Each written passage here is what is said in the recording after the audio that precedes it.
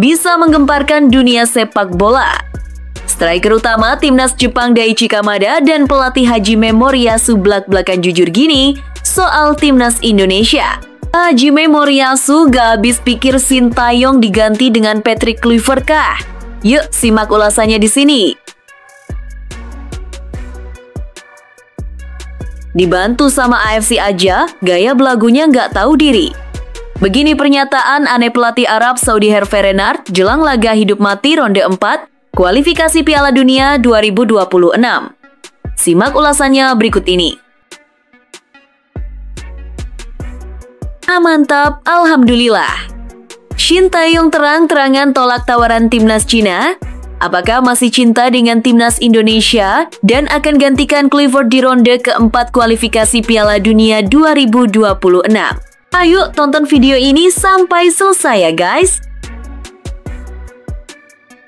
Jangan lupa klik subscribe supaya dapatkan berita terbaru dari kami. Pelatih timnas Arab Saudi, Hervé Renard, mengungkapkan rasa leganya setelah dipastikan bahwa timnya akan bertanding di kandang sendiri pada ronde keempat playoff kualifikasi Piala Dunia 2026 zona Asia. Pada akhirnya, kami tidak bisa lolos langsung ke Piala Dunia 2026, ujar Renard, seperti dikutip bolasport.com dari Al Arabiya. Tetapi kami senang memainkan babak playoff atau babak 4 di kandang kami, lanjut pelatih asal Prancis itu. Sayangnya, performa anak-anak asuh Renard selama ronde ketiga jauh dari harapan.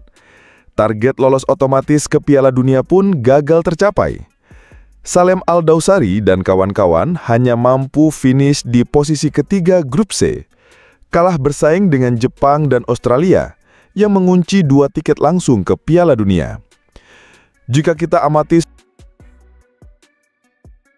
rumor mengenai Sintayong yang disebut-sebut akan menjadi pelatih baru timnas China akhirnya ditanggapi langsung oleh pihak sang pelatih. Mantan juru taktik timnas Indonesia itu angkat bicara menyusul kabar yang menyebut dirinya bakal menggantikan Branko Ivankovic. Seperti diketahui, Federasi Sepak Bola China (CFA) resmi memecat pelatih asal Kroasia tersebut usai kegagalan di kualifikasi Piala Dunia 2026. Dalam ronde ketiga, China hanya mampu finish di posisi kelima klasemen akhir grup C, hasil yang jauh dari ekspektasi. Media ternama asal China, Sohu, menyebut nama Sintayong sebagai kandidat kuat. Rekam jejaknya bersama timnas Indonesia selama 5 tahun terakhir dinilai sangat cocok untuk menangani skuad negeri tirai bambu. Namun, kabar tersebut langsung dibantah oleh perwakilan resmi Sintayong. Menurutnya, pelatih asal Yongdok itu belum mendapatkan tawaran apapun dari CFA. Bertentangan dengan apa yang dilaporkan di media Indonesia, pelatih Sintayong belum menerima proposal atau kontak apapun dari Asosiasi Sepak Bola China, CFA. Ujar perwakilan tersebut seperti dikutip dari Chosun. nama Dean James kembali jadi sorotan. Kali ini dari Liga Yunani. Bek kiri timnas Indonesia tersebut dikabarkan tengah diincar oleh raksasa Super League Yunani, AEK Athens. Kabar ini mencuat di tengah bursa transfer musim panas Eropa, saat Dean James masih menikmati masa liburan usai membela Garuda di ajang kualifikasi Piala Dunia 2026. Media ternama Yunani Sport24 mengungkap bahwa AEK Athens serius memboyong bek 25 tahun itu dari klub Eredivisie Go Ahead Eagles. AEK Athens dilaporkan serius mendatangkan Dean James dari Go Ahead Eagles, tulis Sport24. AEK dilaporkan akan memberi tawaran 2 juta euro, tambah media.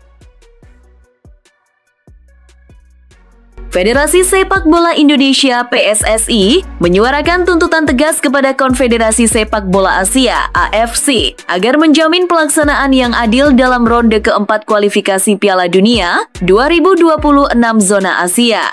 Desakan ini muncul usai AFC secara resmi menetapkan Qatar dan Arab Saudi sebagai tuan rumah pertandingan penting yang akan digelar pada 8-14 Oktober 2025 mendatang. Ketua Umum PSSI, Erick Thohir, menekankan bahwa integritas kompetisi wajib dijaga, terlebih ini merupakan fase yang sangat menentukan bagi negara-negara peserta, termasuk Indonesia. Kami menghormati dan menyambut baik keputusan AFC yang menunjuk Qatar dan Arab Saudi sebagai tuan rumah, ujar Erick Thohir di Jakarta kemarin. Lebih lanjut, Erik menyoroti pentingnya memastikan jalannya laga tetap adil dan sportif, mengingat atmosfer yang bakal memanas di babak ini. Memang kedua negara memiliki infrastruktur sepak bola kelas dunia, dan ini tentu akan menghadirkan atmosfer kompetisi yang luar biasa. Atas dasar itu, saya minta AFC dan kedua tuan rumah mampu menjaga semua laga di babak 4 itu berjalan fair dan sportif. Tidak mengejutkan, tapi bukan tanpa kontroversi. Qatar dan Arab Saudi memang bukan pilihan mengejutkan dengan segala fasilitas modern, pengalaman event besar, dan posisi FIFA yang mentereng keduanya dianggap siap menjadi tuan rumah. Namun proses penunjukan mereka tak lepas dari kritik. Federasi Sepak Bola Irak dan Uni Emirat Arab UAE sebelumnya telah mengajukan keberatan, bahkan meminta transparansi penuh dari AFC. Sayangnya, suara mereka tak mendapat tanggapan serius. AFC mengonfirmasi bahwa Asosiasi Sepak Bola Qatar dan Federasi Sepak Bola Arab Saudi menjadi tuan rumah AFC Asian Qualifiers Road to 26 Playoffs, tulis AFC dalam pernyataan resminya. 6 tim 2 grup 1 harapan. Babak keempat ini akan diikuti oleh 6 tim, Indonesia, Oman, Qatar, Arab Saudi, UAE, dan Irak. Mereka akan dibagi dalam 2 grup yang masing-masing berisi 3 tim dan bertanding dalam format sentralisasi. AFC menegaskan hanya juara grup yang akan langsung lolos ke Piala Dunia 2026, sementara 2 tim runner-up akan bertarung kembali di ronde kelima, 13 dan 18 November 2025, untuk memperebutkan 1 tiket playoff antar benua. Persiapan maksimal untuk Garuda.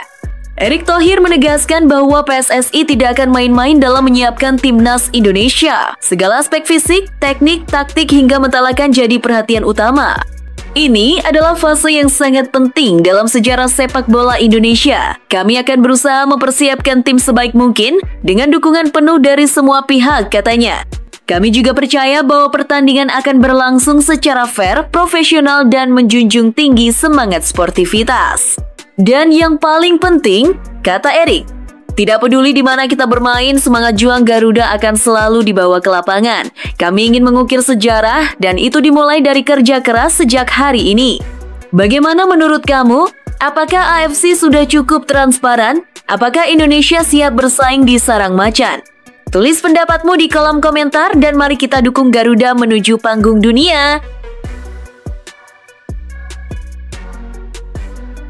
Penampilan timnas Indonesia harus mengakui keunggulan teknis dan ketajaman Jepang dalam laga terakhir kualifikasi.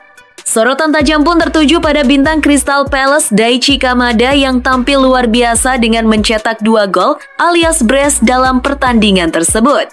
Tidak hanya sukses menambah pundi-pundi golnya untuk tim nasional, Kamada juga memperlihatkan betapa rapuhnya lini pertahanan Garuda saat ditekan pemain-pemain kelas dunia.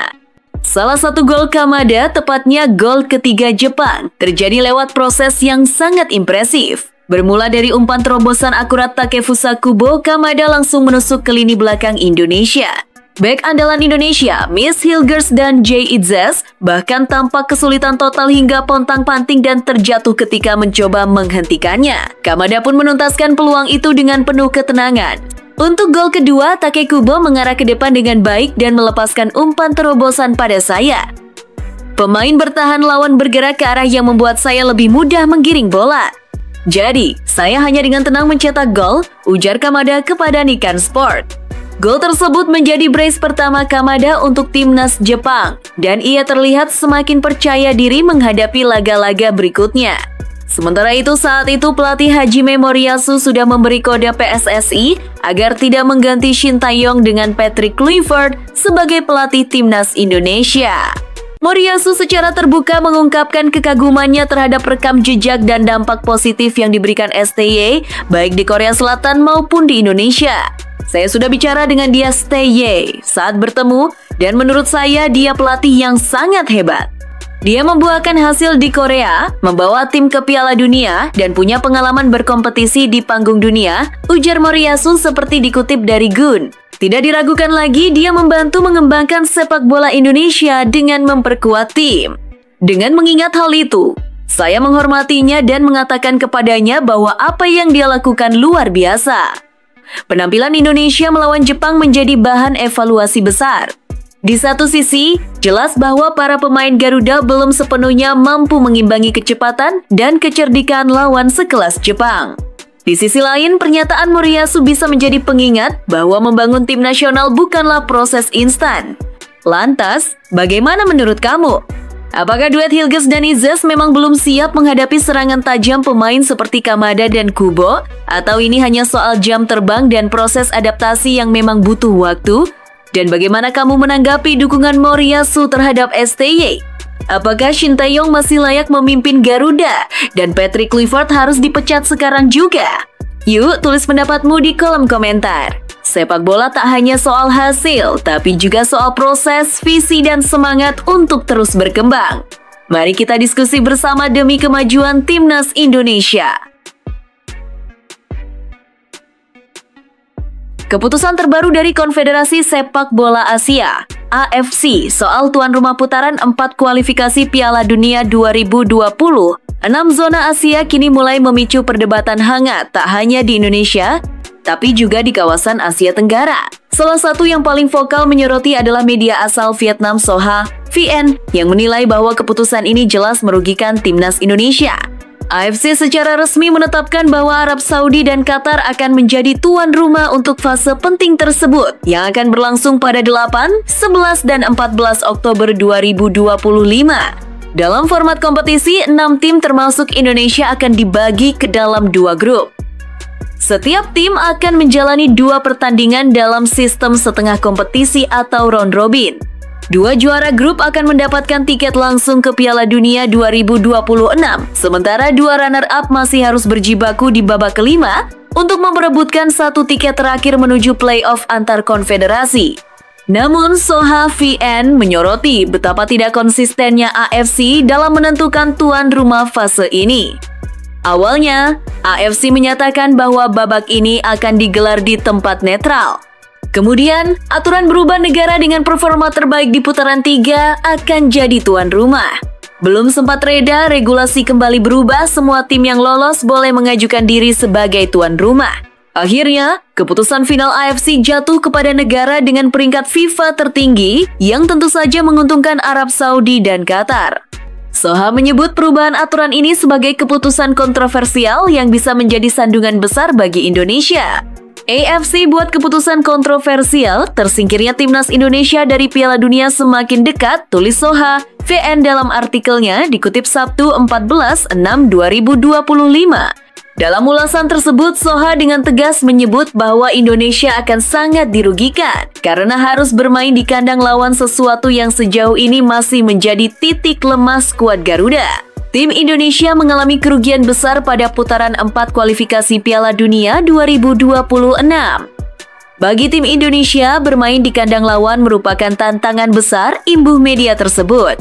Lebih jauh lagi, Soha membeberkan data statistik yang memperkuat argumennya. Di babak ketiga sebelumnya, Indonesia hanya mampu mengemas 2 poin dari 6 laga tandang. Semua kemenangan diraih saat bermain di kandang, Stadion Gelora Bung Karno, yang selama ini memang menjadi benteng kokoh bagi skuad asuhan Shin Tae-yong. Pada babak kualifikasi ketiga, mereka hanya meraih 2 poin dari 6 laga tandang. Semua kemenangan diraih di Tanah Suci Gelora Bung Karno, tulis Soha mengakhiri analisis apakah Indonesia benar-benar dirugikan.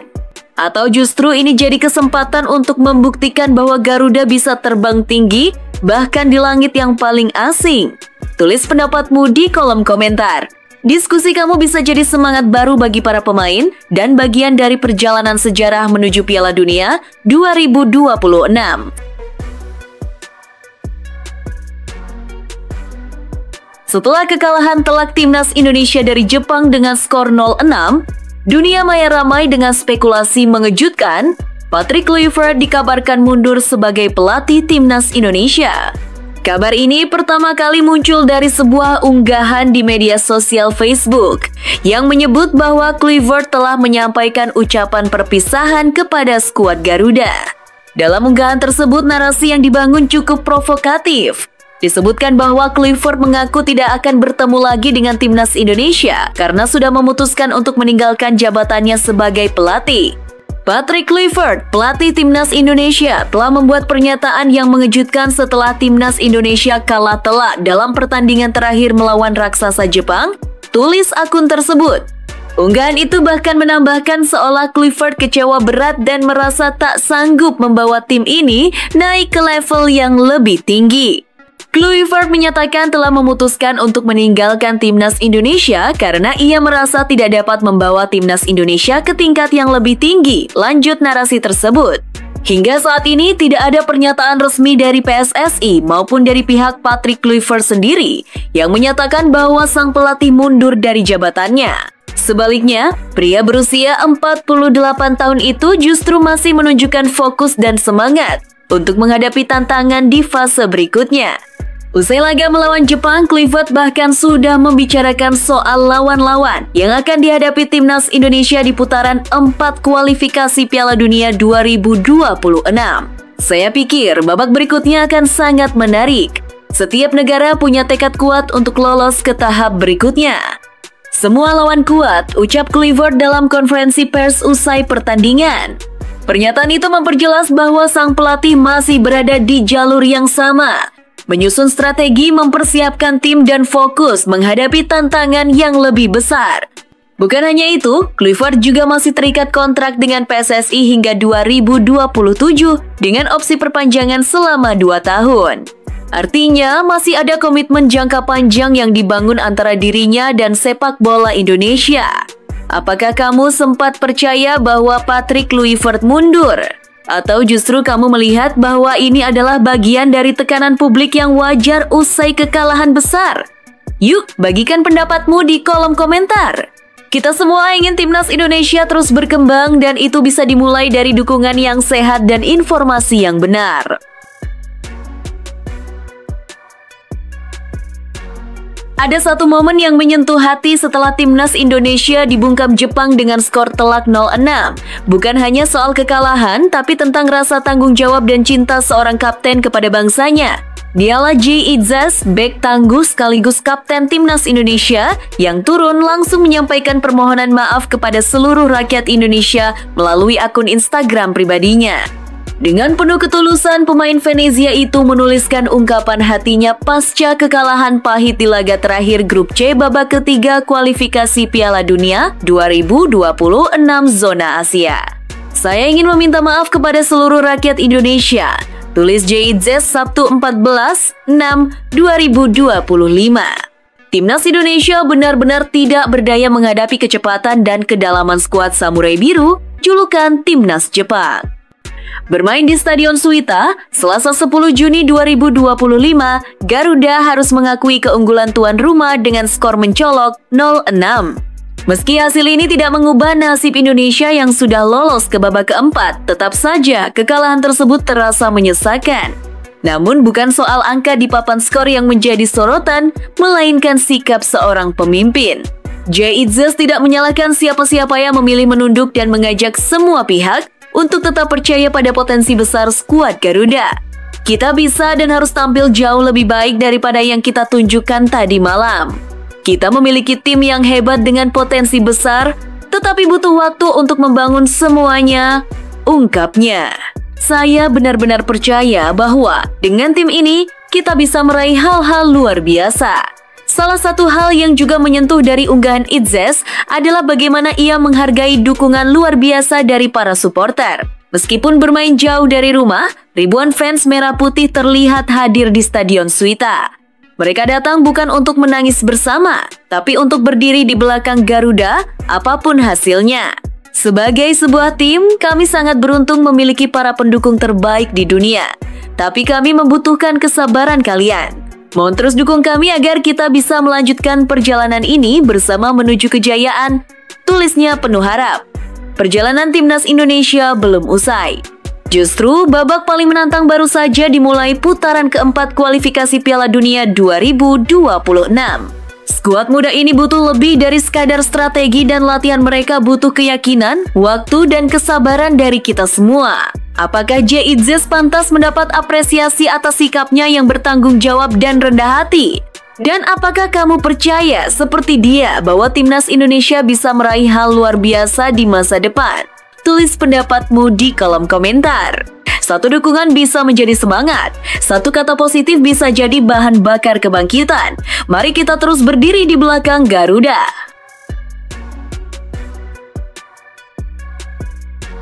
Keputusan Konfederasi Sepak Bola Asia (AFC) menunjuk Qatar dan Arab Saudi sebagai tuan rumah putaran keempat kualifikasi Piala Dunia 2026 zona Asia memicu gelombang reaksi keras dari netizen, khususnya para pencinta sepak bola Indonesia.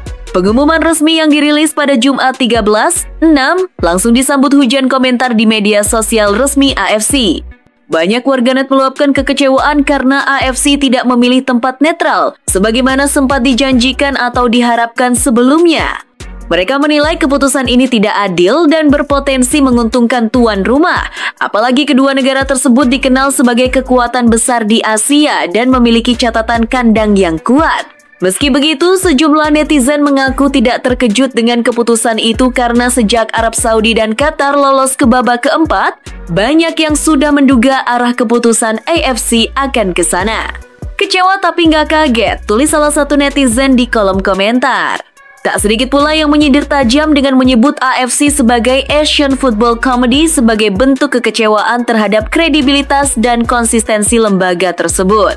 Bahkan istilah main sabun alias dugaan adanya permainan di balik layar ikut menyeruak sebagai bentuk protes terhadap proses penunjukan tuan rumah yang dinilai tidak transparan dan berubah-ubah.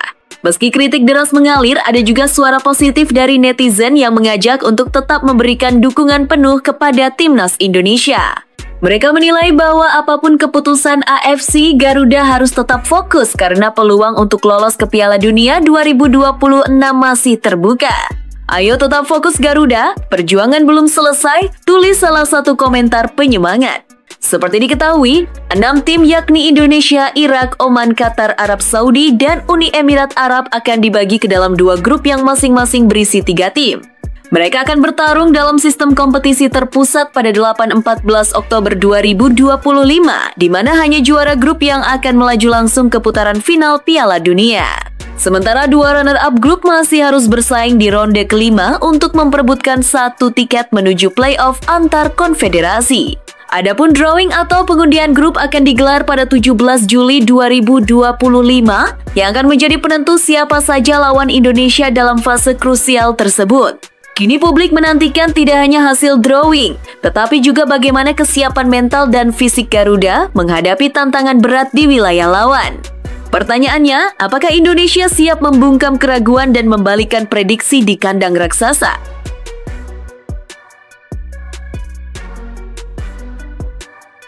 Ranking FIFA tim nasional Vietnam mengalami penurunan signifikan setelah mereka dibantai Malaysia dengan skor telak 0-4 dalam laga matchday kedua Grup F babak ketiga kualifikasi Piala Asia 2027 yang berlangsung di Stadion Nasional Bukit Jalil, Kuala Lumpur pada Selasa 10 Juni 2025. Kekalahan memalukan ini tidak hanya membuat posisi Vietnam turun ke urutan kedua di klasemen grup, tetapi juga berdampak langsung pada peringkat mereka di ranking FIFA yang menjadi salah satu indikator prestis tim di kancah internasional. Sebelum laga tersebut, skuad berjuluk Golden Star Warriors berada di posisi 109 dunia. Namun usai kekalahan itu, Vietnam kehilangan sekitar 99 poin penting dan turun 4 strip ke posisi 113 dunia. Penurunan peringkat ini menjadi yang paling tajam di antara negara-negara Asia Tenggara pada periode Juni 2025, menandakan bagaimana hasil buruk dalam satu pertandingan bisa berdampak besar terhadap posisi tim di mata dunia.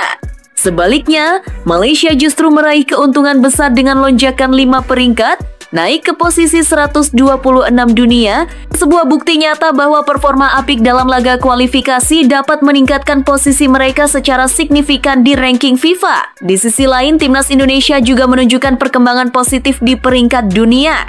Berkat kemenangan berharga atas Cina, Garuda berhasil menambah 63 poin, meski tambahan poin tersebut sedikit tergerus oleh kekalahan telak 0-6 dari Jepang.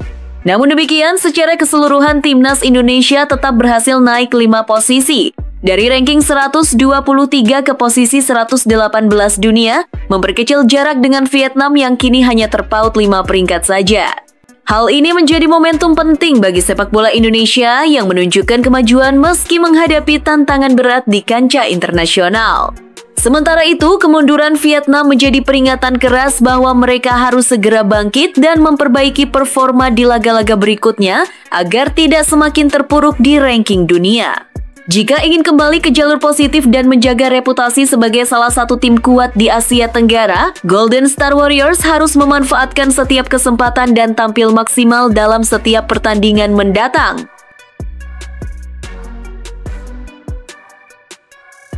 Publik auto dibuat bahagia. Ini 5 pemain keturunan yang berpotensi perkuat Timnas Indonesia U23 di Piala AFF U23 2025. Salah satunya striker bertubuh tinggi di Eropa. Simak video sampai selesai.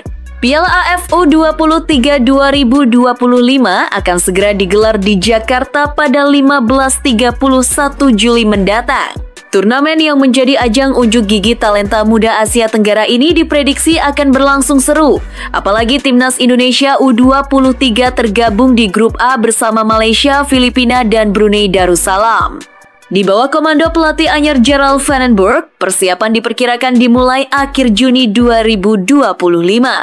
Salah satu sorotan terbesar dalam pembentukan tim adalah potensi kehadiran para pemain keturunan yang sudah menjadi warga negara Indonesia, WNI, maupun yang sedang dalam proses. Siapa saja 5 nama yang layak dipertimbangkan masuk dalam skuad Garuda Muda? Berikut ulasannya. Pertama, ada Justin Hubner. Bek tengah tangguh ini masih berusia 21 tahun yang membuatnya memenuhi syarat usia untuk tampil di Piala AFF U23 2025. Pengalaman bermain di kompetisi Eropa tentu akan jadi nilai plus bagi lini pertahanan Indonesia. Namun sayangnya, peluang Hubner untuk tampil di turnamen ini cukup kecil. Sebab, ia kemungkinan besar akan menjalani masa pramusim bersama klub barunya di Eropa pada waktu yang sama, yang bisa jadi penghalang bagi pemanggilan dirinya. Kedua, Rafael Struwijk juga masuk radar. Pemain sayap berusia 22 tahun ini bisa menjadi salah satu opsi Vandenberg untuk memperkuat lini depan Garuda Muda. Struwijk dikenal memiliki kecepatan dan kemampuan individu yang mumpuni. Namun seperti Hubner, ia juga tengah mencari klub baru dan diprediksi akan terlibat dalam kegiatan pramusim di tim barunya. Situasi ini membuat pemanggilannya ke Piala AFF U23 masih diragukan. Selanjutnya ada nama yang tengah naik daun, yaitu Ivar Jenner. Gelandang muda milik FC Utrecht ini baru berusia 21 tahun dan sangat cocok untuk membangun kekuatan lini tengah Indonesia U23. Gaya bermainnya yang dewasa dan pengalamannya bersama tim senior Indonesia membuatnya menjadi aset berharga. Jika tidak terhalang kewajiban klub, kehadiran Jenner di turnamen ini bisa menjadi pembeda. Keempat adalah Kai Marks, pemain muda yang sudah resmi menjadi WNI sejak Maret 2025 bersama dengan Ole Romeni. Meski sebelumnya diproyeksikan tampil di Piala Asia U20 2025, Marks batal ambil bagian dalam turnamen itu. Kini, Piala AFF U23 bisa menjadi panggung utama baginya untuk menunjukkan kemampuan. Di usianya yang masih 19 tahun, partisipasinya juga bisa menjadi investasi jangka panjang untuk timnas. Dan terakhir tentu saja Jens Reven. Penyerang jangkung ini sangat dibutuhkan untuk memperkuat lini serang timnas U23. Reven sudah cukup berpengalaman termasuk saat memperkuat timnas Indonesia U20 dan bahkan sempat bertemu langsung dengan pelatih Gerald Vandenberg saat berada di Belanda. Ia digadang-gadang akan menjadi striker utama Garuda Muda di Piala AFF U23 2025. Itulah 5 pemain keturunan yang berpotensi memperkuat timnas Indonesia U23 di ajang Piala AFF U23 mendatang. Tentu menarik untuk menantikan keputusan Vandenberg. Apakah ia akan menyertakan para pemain diaspora ini ke dalam skuad final atau justru memilih pemain-pemain lokal yang tampil menonjol di kompetisi domestik? Kalau kamu pelatih, siapa yang paling wajib dibawa ke Piala AFF U23? Yuk tulis pendapatmu di kolom komentar.